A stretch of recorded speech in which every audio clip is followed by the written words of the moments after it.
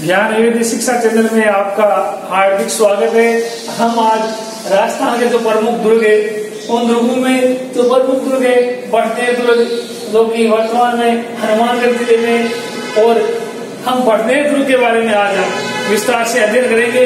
ये राजस्थान का सबसे निर्मित प्रथम दुर्ग है जिसे बढ़नेर दुर्ग कहा जाता है। और बढ़नेर दुर्ग राजस्थान में से दो ही दुर्ग है जो मिट्टी के ईंटों से बना है। बढ़नेर दुर्ग या लोहागढ़ दुर्ग, ऐसे दो है, बढ़नेर दुर्ग और लोहागढ़ दुर्ग जो मिट्टी के बने हुए। सबसे ज्यादा अगर राजस्थान के अंदर अगर किसी विदेशी आक्रमण का अगर सामना किया तो बढ़नेर दुर्ग में हुआ था। इस प्रकार ये बढ़नेर दुर्ग धानवे श्रेणी के अंदर आता है, जो कि मरुस्थली दुर्ग है उसमें आता है। अगर हम बात करें तो इस दुर्ग का जो निर्माण है,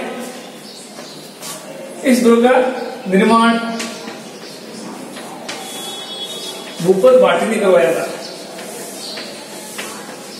भूपत भाटी जो कि यादववंशी शासक थे, उन्होंने इसका निर्माण करवाया था। निर्माण सन थी 295 ईस्वी के अंदर, यानी भूपत भाटी ने, ये यादववंशी शासक थे,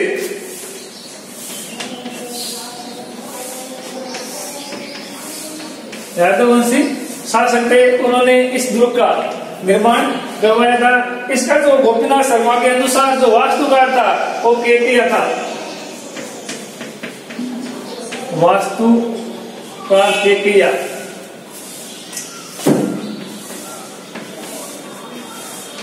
वो था केतिया। इसलिए ये वास्तुकार था। और भूपत भाटी ने इस ईंटों के द्वारा इस दुर्ग का निर्माण करवाया था। ये दिल्ली और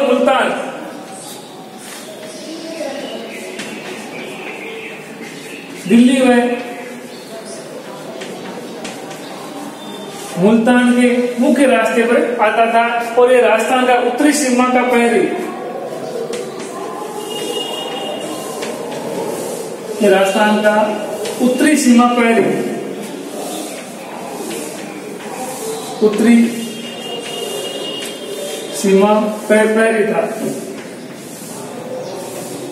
सीमा प्रहरी यानी राजस्थान का उत्तरी सीमा प्रहरी है, वो बढ़नेर दुर्ग को कहा जाता है। ऐसा कहा जाता है कि सबसे ज्यादा विदेशी जो आक्रमण हुए थे, विदेशी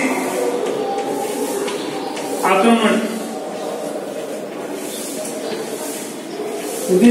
जो सर्वाधिक हुए थे वो हुए थे बढ़नेर दुर्ग पर, यानी उत्तरी सीमा का प्रहरी है। और विदेशी आक्रमण जो हुआ था सर्वाधिक, वह हुआ था बढ़नेर दुर्ग के अंदर।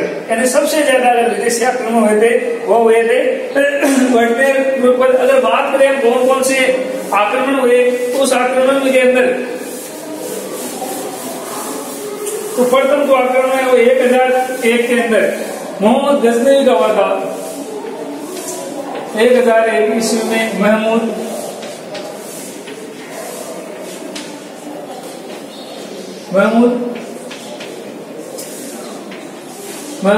गजनवी का आक्रमण, यानी 1001 ईस्वी के अंदर महमूद जो गजनवी था उसका आक्रमण इस दुर्ग पर हुआ था। फिर बाद में जो 1391 में आक्रमण हुआ था तैमूर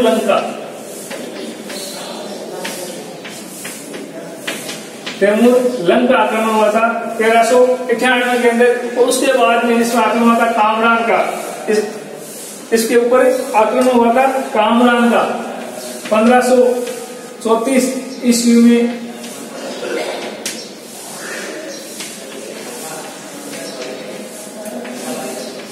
कामरान का आक्रमण हुआ था।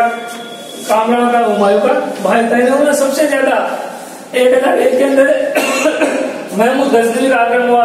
1391 ईस्वी में तैमूर लंका आक्रमण हुआ था। और 1534 ईस्वी के अंदर कामरान का आक्रमण हुआ था। सबसे ज्यादा जो मुस्लिम जो लुटेरे थे उनका सबसे ज्यादा आक्रमण इसी बढ़नेर दुर्ग में हुआ था। ऐसा कहा जाता है कि सूरत सिंह बीकानेर के शासक थे। सूरत सिंह ने 1805 ईस्वी में मंगलवार के दिन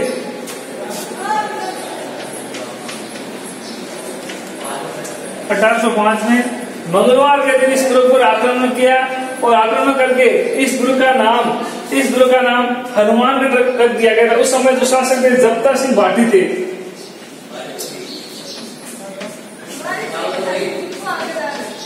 जप्ता सिंह भाटी को पराजित करके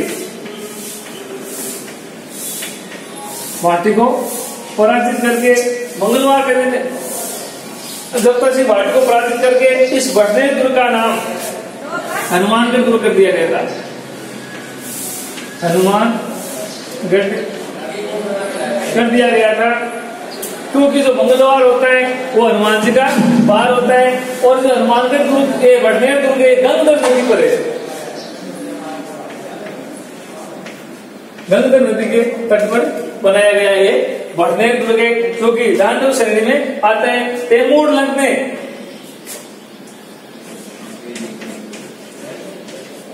लंग ने इसकी बहुत ज्यादा प्रशंसा की थी और उसकी जो आत्मकथा है उसकी आत्मकथा में कहा गया है पूज्य के तैमूरी में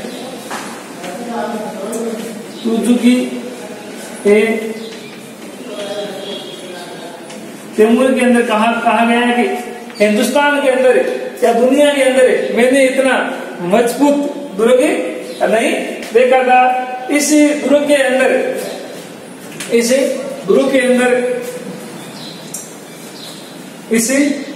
अंदर शेरखां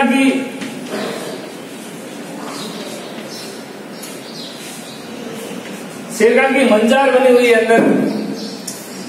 देखिए शेरखां था शेरशाह सूरी नहीं था, ये शेरखां था, ये बलबन का भतीजा था। और जब उन्होंने आक्रमण किया था तो ये लड़ता हुआ मारा गया। तो इसकी याद में एक यहाँ मंजार बनी हुई है, जो मंजार कहलाती है शेरखां की मंजार। और तैमूर लंग के आक्रमण के समय इस दुर्ग के अंदर ऐसी मान्यता है कि हिंदू और मुस्लिम महिलाओं के द्वारा जोहर किया गया था।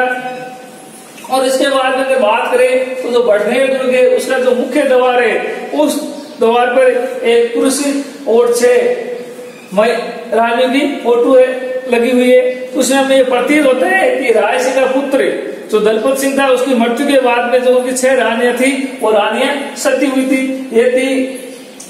ये थी बड़नेर दुर्ग के बारे में प्रमुख जानकारी। बड़नेर दुर्ग है वो गंगा नदी के किनारे पर बना हुआ है। ये राजस्थान का प्रथम निर्मित दुर्ग है जिनका निर्माण 298 ईस्वी के अंदर भूपत भाटी के द्वारा किया गया था। सबसे ज्यादा विदेशी आक्रमण हुए थे वो बड़नेर दुर्ग पर हुए थे।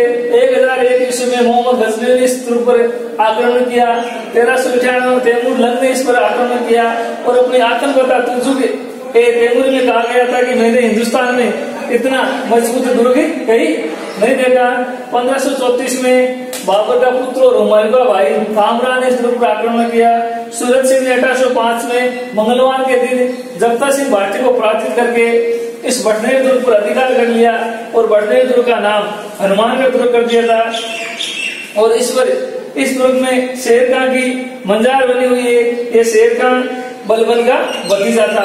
ये जानकारी थी। इसे उत्तरी सीमा का प्रहरी भी कहा गया बड़नेर दुर्ग को। अब जो आगे जो दुर्ग पढ़ेंगे वो है जैसलमेर दुर्ग।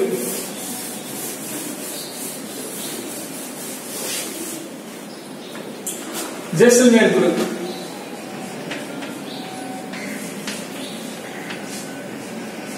जैसलमेर दुर्ग भाटियों की वीर गाता है। और ये भी यहाँ पर भी यदुवंशी शासकों का जो भाटी राजपूत है उनका यहाँ पर आधिपत्य था। और ऐसा कहा जाता है अब्दुल फजल के द्वारा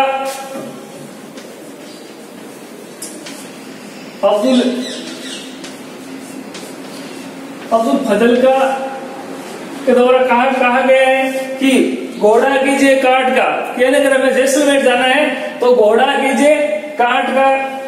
पर कीजिए पाषाण का, पत्थर कीजिए लोहे का, तब पहुंचे जैसलमेर। उसने कहा अगर हमें अगर जैसलमेर जाना है तो हमें हमारे जो घोड़े उनके पैर है वो काष्ठ यानी लकड़ी के होने चाहिए, और पग है वो हमारे पाषाण के पत्थर के होना चाहिए, और हमारा जो शरीर है वो शरीर लोहे के समान मजबूत होना चाहिए, तब जाकर हम जैसलमेर पहुंच सकते हैं। क्योंकि ये जैसलमेर है से दूर मरुस्थल में दूर पर बसा हुआ है, और जैसलमेर जो दुर्ग है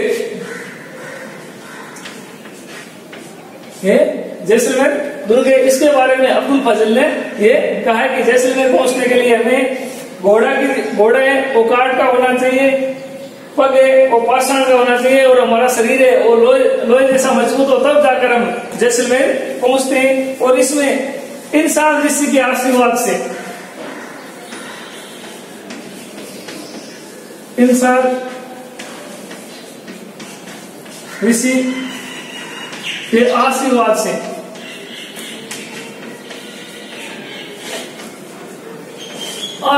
से इस दुर्ग की नींव 1100 इस दुर्ग की नींव 12 जुलाई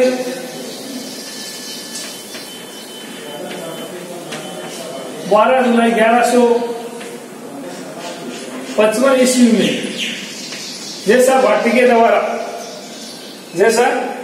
द्वारा लगाई गई थी, जैसा भाटिया जैसल भाटी के द्वारा।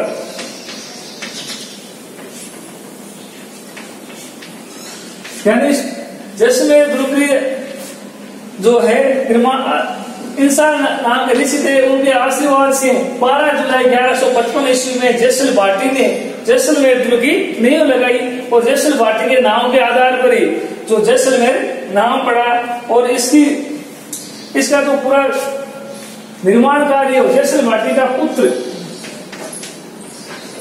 सालवाहन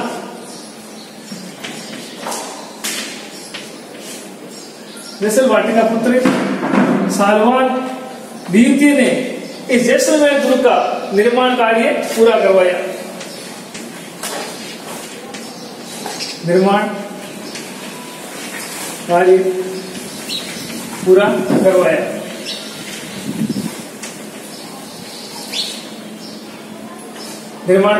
पूरा करवाया।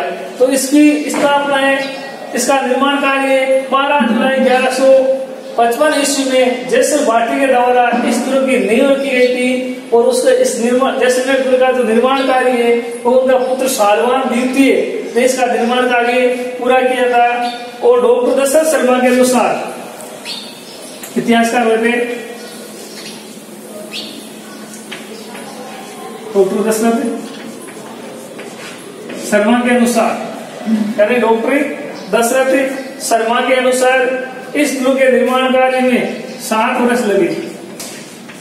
यानी इस दुर्ग के निर्माण में 7 वर्ष लगे थे। और यही बात है डॉक्टर दशरथ शर्मा कह रहे हैं कि जैसल भाटी का जो पुत्र था सालवान द्वितीय, जिसने इस दुर्ग का निर्माण कार्य पूरा करवाया था। ये पीले पाषाण से बना हुआ है।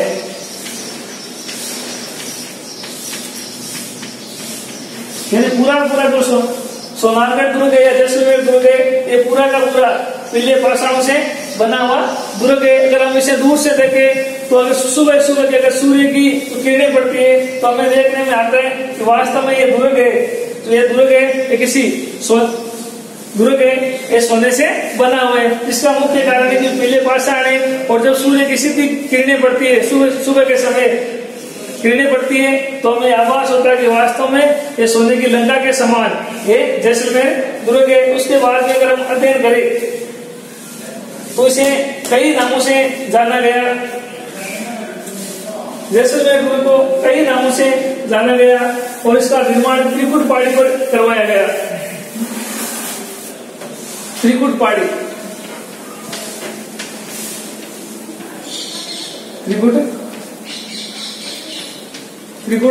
पहाड़ी, एक त्रिकुट पहाड़ी है वो करौली के अंदर है, एक त्रिकुट पहाड़ी करौली के अंदर है, और एक त्रिकुट पहाड़ी है वो जैसलमेर के अंदर है। और इसके कई उपनाम भी है। जैसलमेर दुर्ग के कई उपनाम है।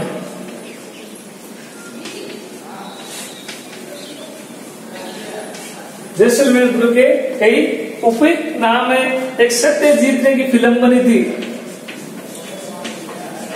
सत्यजीत रे कोई फिल्म निर्देशक या डायरेक्टर था, उसने फिल्म बनाई थी सोनार दुर्ग। सोनार दुर्ग यानी सत्यजीत रे ने एक जैसलमेर दुर्ग के ऊपर फिल्म बनाई थी, उस फिल्म का नाम रखा गया था सोनार दुर्ग, तो इसे सोनारगढ़ दुर्ग भी कहा जाने लगा। उसके बाद में इसे सोनारगढ़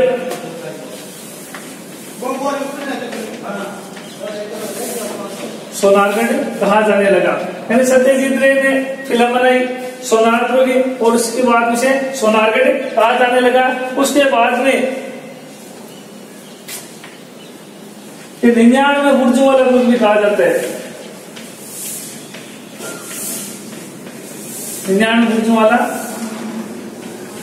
दुर्ग, क्योंकि राजस्थान का एकमात्र ऐसा दुर्ग है जिसमें 99 बुर्ज है।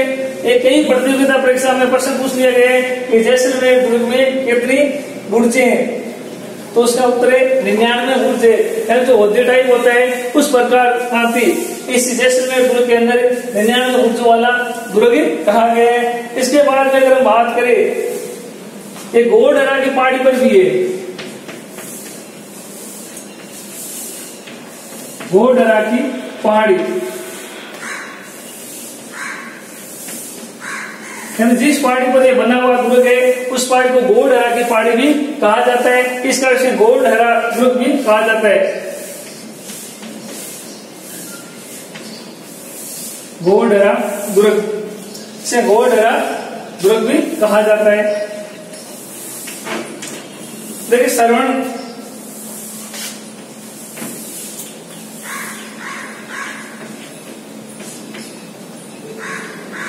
दुर्ग, श्रवण दुर्ग भी जैसलमेर दुर्ग को कहा जाता है, क्योंकि जब सुबह के समय जब सूर्य की रोशनी जब जैसलमेर दुर्ग पर पड़ती है तो उसके सोने जैसा आभास होता है, इस कारण उसे श्रवण दुर्ग भी कहा गया है। इसके बाद में इस रेत के समुद्र में देखिए, अगर हम रात्रि समय में अगर जैसलमेर दुर्ग को देखें, अगर हमें रात्रि के समय अगर हम जैसलमेर दुर्ग को देखें तो जैसलमेर दुर्ग कुछ ऊंचाई पर पहाड़ी पर बना हुआ दुर्ग है, तो उसको देखने में हमें ऐसा आभास होता है कि कहीं पर लंगर के समान समुद्र के अंदर कोई बहुत बड़ा जहाज है, वो लंगर के साथ वहां पर बैठा है। तो हमें इस प्रकार का रात्रि समय हमें जगमगाती हुई लाइटों से ऐसा आभास होता है कि समुद्र में के अंदर कोई बड़ा जहाज बैठा है। और इसकी बात करते से रेगिस्तान का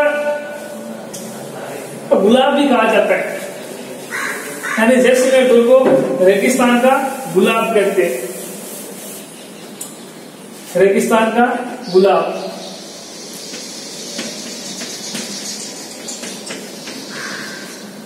रेगिस्तान का गुलाब, यानी जैसलमेर दुर्ग को रेगिस्तान का गुलाब कहा जाता है।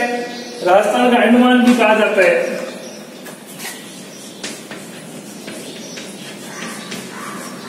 राजस्थान का अंडमान, राजस्थान का अंडमान भी जैसलमेर को ही कहा जाता है। भाटी भट किवाड़, भाटी भट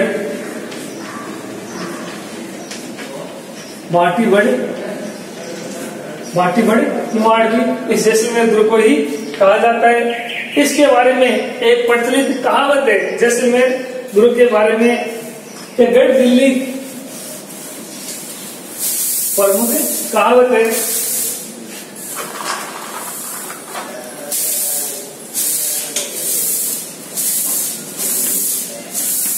प्रमुख कहावत है कि गढ़ दिल्ली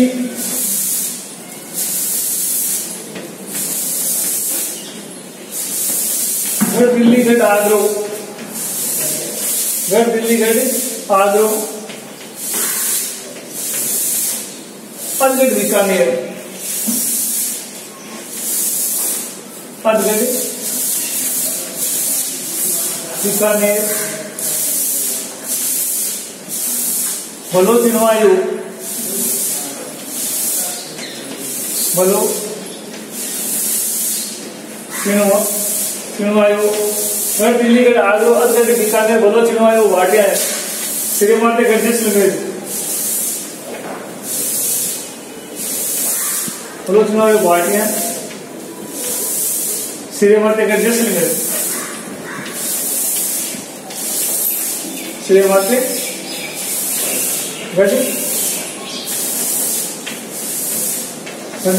जैसलमेर।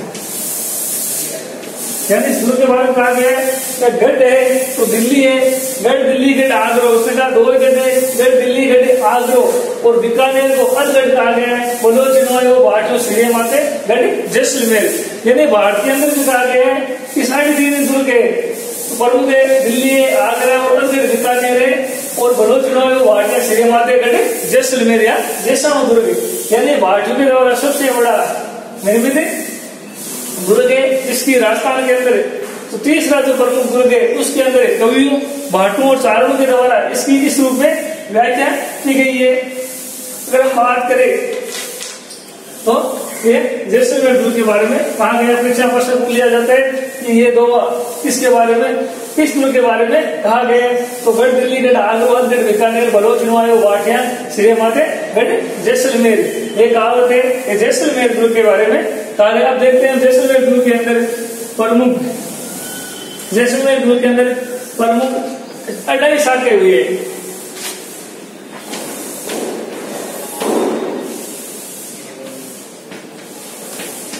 यानी 28 शाखे हुई है। शाखे की बात करें तो राजस्थान के अंदर 3 शाखाएं अपने चित्तौड़गढ़ दुर्ग में हुए, मगर जो 28 शाखे हैं वो हुए जैसलमेर दुर्ग में। एक कितनी शासन काल में हुआ है हम उसका अध्ययन करते हैं। और मैंने राजस्थान की जो प्रमुख जो पढ़ताएं थी वो पढ़ताओं में मैंने जोर पढ़ता के बारे में जो चर्चा की थी वहां हमने विस्तार से इसके बारे में हमें अध्ययन कर लिया था। अब देखिए 3 शाखे हुए थे। पहला हुआ था मूलराज भाटी के समय,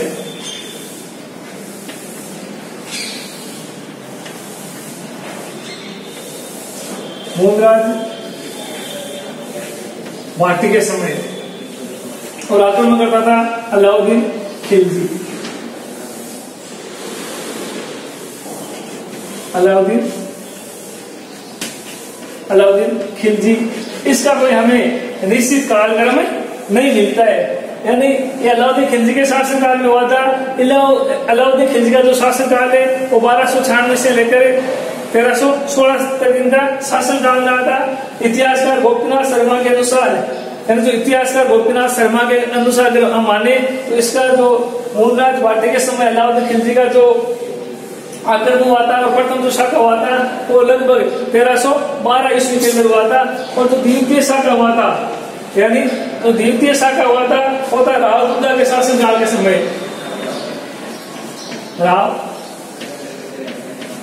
राव तुंगा के शासनकाल में उस समय जो आक्रमण करता था वो था फिरोज तुगलक।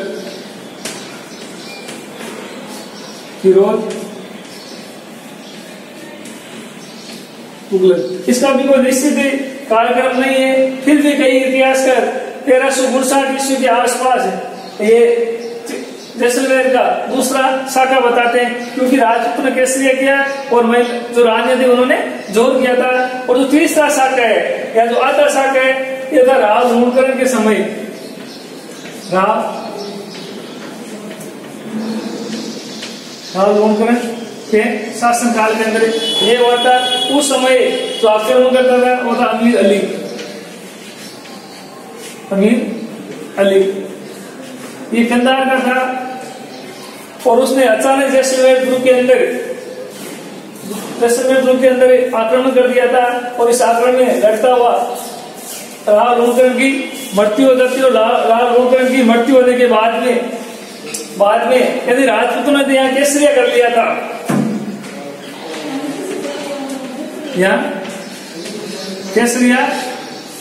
लिया था, मगर रानी के द्वारा जो है वो पूरा नहीं हुआ था।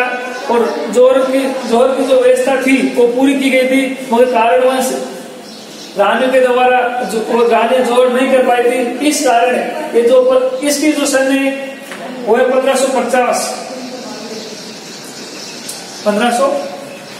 के अंदर ये निश्चित है। तो इसे आधा शाखा बोला जाता है, यानी केसरिया तो हुआ था मगर जोहर नहीं हुआ था, यानी यहाँ केसरिया तो हुआ था मगर जोहर नहीं हुआ था।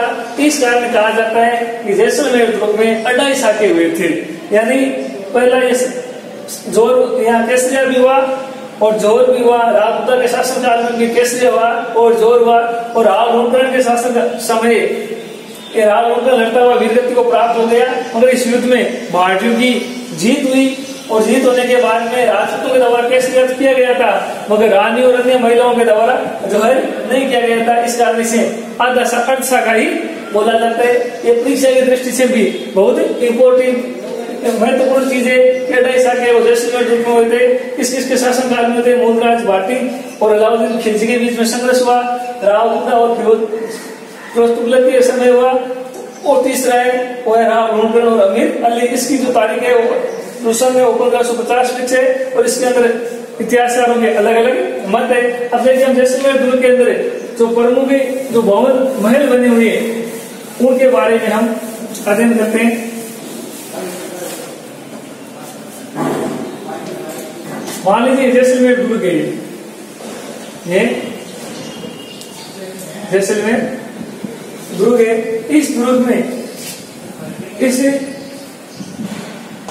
में इस प्रकार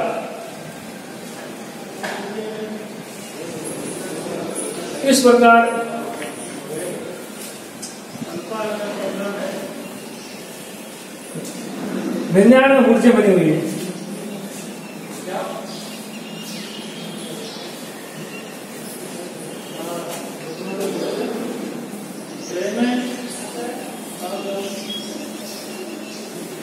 इस प्रकार अगर हम देखें तो जैसलमेर दुर्ग के अंदर 99 बुर्जें बनी हुई है, और इसके जो प्रमुख जो महलों की हम बात करते हैं, इसके अंदर कौन कौन से महल हैं तो महल की बात करते हैं। पहला महल है गज विलास महल।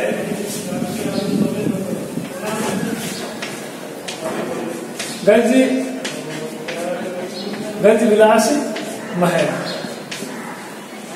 गज विलासी महल। इसके अंदर बादल महल है,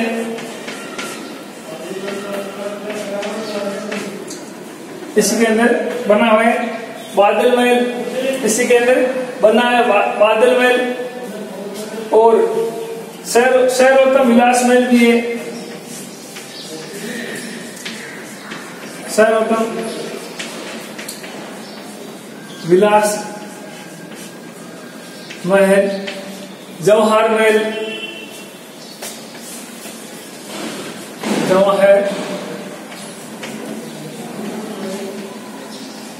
जवाहर महल।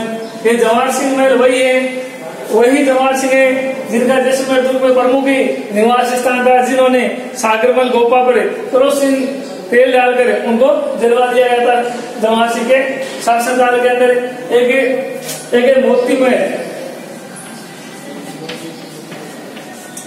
मोती महल, इसका निर्माण मूलराज भाटी सेकंड के द्वारा करवाया गया था।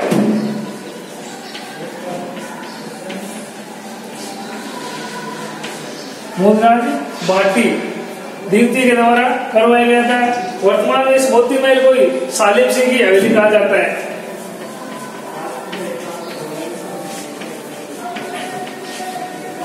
यानी इसी जो मूलराज भाटी के द्वारा जो मोती महल बनाए गए हैं, इस मोती महल को ही सालिम सिंह की हवेली कहा जाता है। इसके अंदर ही जो बादल महल है, इस सिलावटों के द्वारा बनाकर वहां के जो शासक थे भगत सिंह, बेनीसाल सिंह, उसको दिया गया था।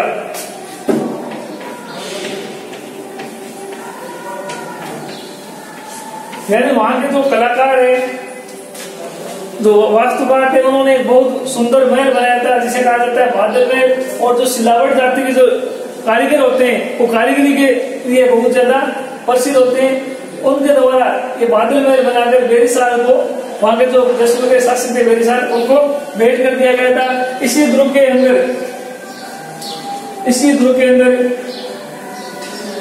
11वीं शताब्दी का 12वीं शताब्दी का जैन मंदिर भी बना हुआ है। यहाँ जयचंद सूरी पुस्तकालय भी बना हुआ है, जो कि राजस्थान जो कि विश्व का सबसे बड़ा प्राचीन भूमिगत संग्रहालय जीनदत्त सूरी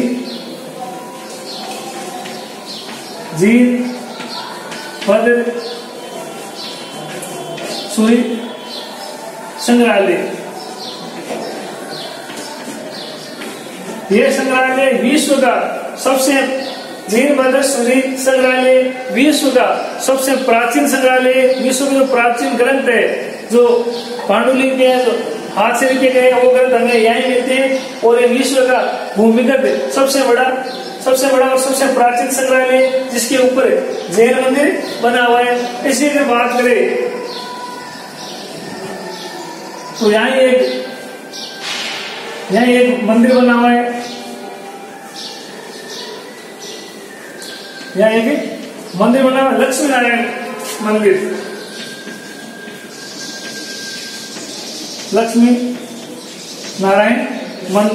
और लक्ष्मी नारायण को ही जैसलमेर के भाटियों के इष्ट देवता कहा जाता है। ऐसा कहा जाता है लक्ष्मी नारायण का जो मंदिर है, उस मंदिर के जो कपाट है, किवाड़ है, वो सोने और चांदी के बनाए गए। जैसा कि हमारे बीकानेर दुर्ग के अंदर भी एक सवांगिया माता,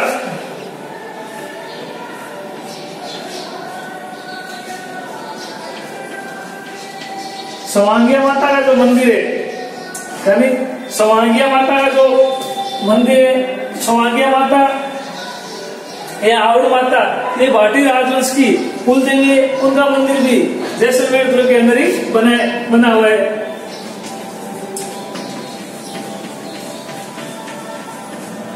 सवांगिया माता का मंदिर।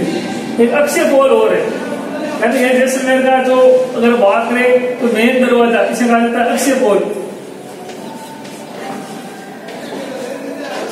अक्षय पोल या अक्षय दरवाजा कहा जाता है। इसी दरवाजे पर माघ पूर्णिमा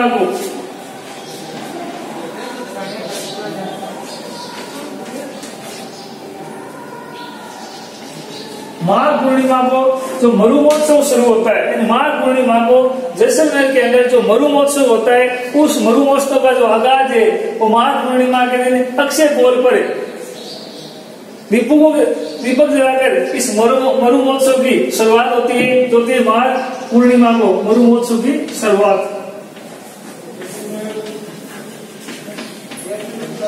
मरु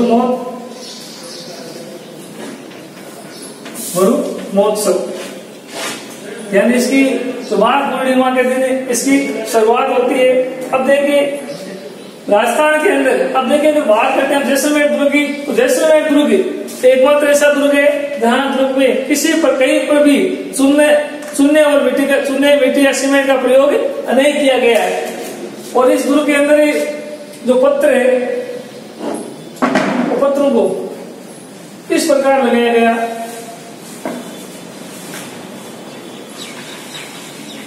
इस प्रकार एक पत्थर को सांचे के रूप में उस पत्थर में ढाला गया और बाद में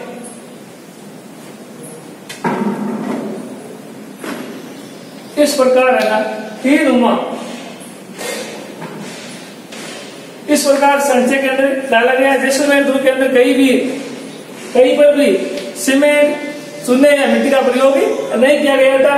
ये पीले पत्थरों से बना हुआ दुर्ग है और ये झरोका, जालियों और निकासी के लिए ये दुर्ग विश्व में प्रसिद्ध है। और राजस्थान के अंदर दो ऐसे दुर्ग है जिनके अंदर लिविंग पोर्ट कहा जाता है, जनता निवास करती है, वो है जैसलमेर दुर्ग और चित्तौड़गढ़ दुर्ग, उसके अंदर जनता निवास करती है। इस दुर्ग को, जैसलमेर दुर्ग को गलियों का गलियों का दुर्ग भी कहा जाता है और गलियों का शहर है और जैसलमेर दुर्ग को कहा जाता है। इसे चारों ओर इसके जैसलमेर दुर्ग के अंदर जो दुर्ग के जितने भी महल है उस महल पर जो छत है वो लकड़ी की बनी हुई है। छतें और लकड़ी की